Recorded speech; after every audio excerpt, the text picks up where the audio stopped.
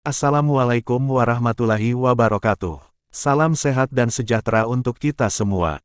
Pada kesempatan kali ini, dalam mata kuliah pengalaman belajar lapangan kedua, kita akan sama-sama membahas tentang implementasi program pemberdayaan masyarakat.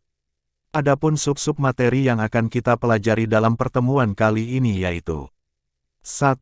Pelibatan partisipatif. 2. Pendekatan kolaboratif. 3. Prinsip keberlanjutan program. Baik teman-teman, sebelum masuk pada pembahasan, seperti biasa kami akan mengenalkan tim dosen dalam mata kuliah ini. Adapun sebagai penanggung jawab yaitu dengan saya sendiri, Ibnul Al-Jauzi Amri, dan sebagai pengampu dalam mata kuliah ini yaitu Ibu Musyahidah Mustaqim. Baik, langsung saja kita masuk pada pembahasan yang pertama, yaitu pelibatan partisipatif dalam pemberdayaan masyarakat. Pelibatan partisipatif dalam pemberdayaan masyarakat adalah suatu pendekatan di mana masyarakat secara aktif terlibat dalam proses pengambilan keputusan, perencanaan, dan implementasi kegiatan yang mempengaruhi kehidupan mereka. Tujuan dari pelibatan partisipatif adalah untuk memberikan masyarakat peran yang lebih aktif dalam menentukan masa depan mereka sendiri dan meningkatkan kualitas hidup mereka. Ada beberapa alasan mengapa pelibatan partisipatif penting dalam pemberdayaan masyarakat. 1. Pemenuhan kebutuhan masyarakat. Melalui pelibatan partisipatif, masyarakat dapat berkontribusi secara langsung dalam mengidentifikasi dan memprioritaskan kebutuhan mereka. Ini memungkinkan kegiatan pembangunan atau program pemberdayaan yang lebih relevan dan sesuai dengan kebutuhan yang sebenarnya. 2. Penguatan masyarakat. Pelibatan partisipatif memberdayakan masyarakat dengan memberi mereka kesempatan untuk belajar, berbagi pengetahuan, dan mengembangkan keterampilan baru. Hal ini membantu meningkatkan kapasitas masyarakat untuk mengatasi masalah mereka sendiri dan membuat keputusan yang lebih baik untuk kepentingan mereka. 3. Kepemilikan dan tanggung jawab. Melalui pelibatan partisipatif, masyarakat merasa memiliki program atau proyek yang dilakukan. Mereka memiliki rasa kepemilikan atas hasil yang dicapai dan merasa bertanggung jawab untuk memelihara dan menjaga keberlanjutan kegiatan tersebut. 4. Legitimitas dan transparansi. Dengan melibatkan masyarakat dalam proses pengambilan keputusan, kegiatan pembangunan atau program pemberdayaan menjadi lebih transparan dan akuntabel.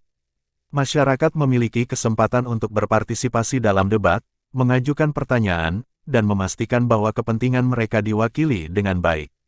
Beberapa cara untuk menerapkan pelibatan partisipatif dalam pemberdayaan masyarakat meliputi 1.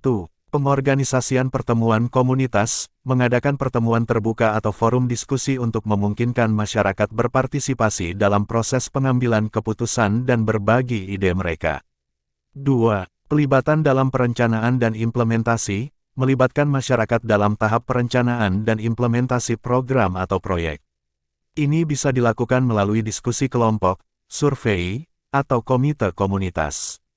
3. Pemberdayaan melalui pelatihan. Menyediakan pelatihan dan pendidikan kepada masyarakat untuk mengembangkan keterampilan dan pengetahuan yang diperlukan dalam mengambil peran aktif dalam kegiatan pemberdayaan. 4. Kolaborasi dengan mitra lokal. Bekerja sama dengan organisasi lokal, LSM, atau lembaga pemerintah untuk memastikan pelibatan partisipatif yang efektif dan berkelanjutan dalam upaya pemberdayaan masyarakat. Pelibatan partisipatif adalah kunci dalam mencapai pemberdayaan masyarakat yang berkelanjutan dan berdampak positif. Dengan melibatkan masyarakat sebagai mitra. Baik teman-teman, setelah kita mempelajari tentang pelibatan partisipatif dalam pemberdayaan masyarakat, sekarang kita akan membahas tentang pendekatan kolaboratif dalam pemberdayaan masyarakat. Pendekatan kolaboratif dalam pemberdayaan masyarakat merupakan suatu pendekatan di mana berbagai pemangku kepentingan, seperti masyarakat, organisasi non-pemerintah, sektor swasta, dan pemerintah, bekerja sama secara aktif untuk merencanakan, mengimplementasikan, dan mengevaluasi program atau kegiatan yang bertujuan untuk meningkatkan kualitas hidup dan keberdayaan masyarakat. Pendekatan kolaboratif menekankan pentingnya kerjasama dan keterlibatan semua pihak yang terlibat dalam proses pengambilan keputusan dan pelaksanaan kegiatan.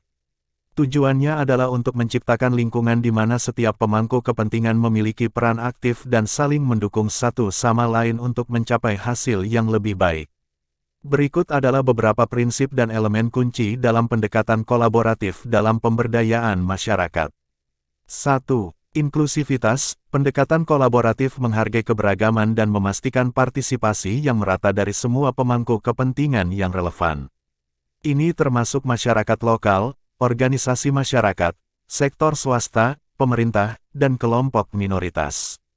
2. Keterbukaan dan transparansi, komunikasi yang terbuka dan transparan adalah dasar dari pendekatan kolaboratif.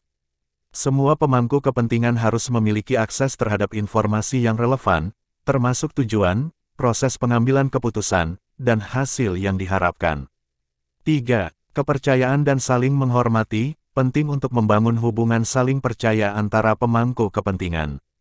Hal ini melibatkan pengakuan dan penghargaan terhadap kontribusi yang dibawa oleh masing-masing pihak, serta menghormati kepentingan dan kebutuhan mereka. 4. Pembagian kekuasaan dan tanggung jawab, pendekatan kolaboratif mendorong pembagian kekuasaan dan tanggung jawab antara pemangku kepentingan. Ini berarti memberdayakan masyarakat untuk mengambil peran aktif dalam pengambilan keputusan dan mengelola sumber daya secara berkelanjutan. 5. Perencanaan dan pelaksanaan bersama, kolaborasi membutuhkan perencanaan dan pelaksanaan yang dilakukan bersama antara pemangku kepentingan. Ini mencakup proses diskusi, penentuan prioritas, pembagian tugas, dan kerja tim untuk mencapai tujuan yang disepakati. 6. Pembelajaran bersama dan evaluasi, evaluasi dan pembelajaran terus-menerus merupakan elemen penting dalam pendekatan kolaboratif.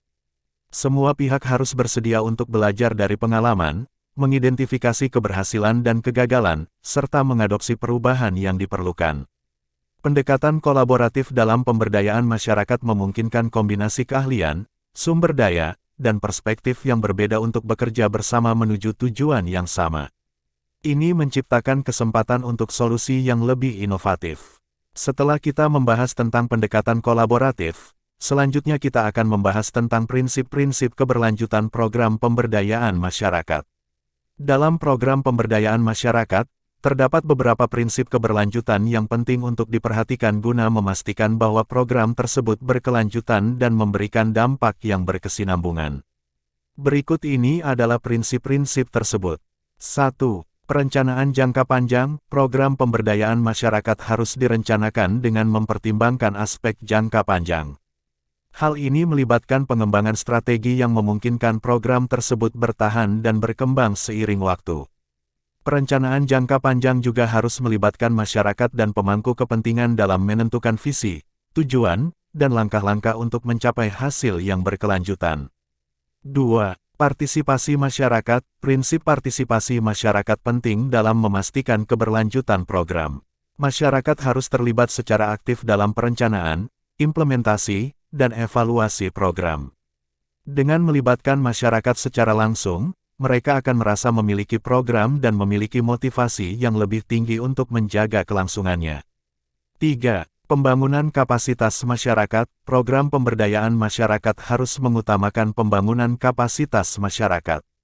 Ini berarti memberdayakan masyarakat dengan pengetahuan, keterampilan, dan sumber daya yang diperlukan untuk mengelola program secara mandiri. Dengan meningkatkan kapasitas masyarakat, mereka dapat melanjutkan dan memperkuat program bahkan setelah program itu selesai atau pendanaan eksternal telah berakhir. 4. Diversifikasi sumber pendanaan, keberlanjutan program pemberdayaan masyarakat bergantung pada sumber pendanaan yang berkelanjutan. Oleh karena itu, penting untuk mengidentifikasi dan mengembangkan sumber pendanaan yang beragam.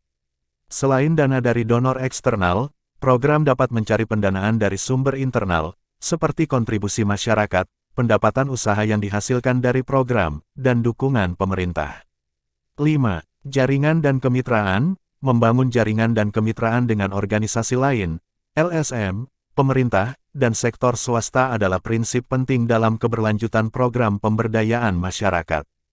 Kolaborasi dengan pemangku kepentingan lain dapat meningkatkan akses terhadap sumber daya, keahlian, dan peluang yang dapat mendukung program dalam jangka panjang. 6. Pemantauan dan evaluasi. Pemantauan dan evaluasi yang sistematis adalah prinsip kunci dalam menjaga keberlanjutan program.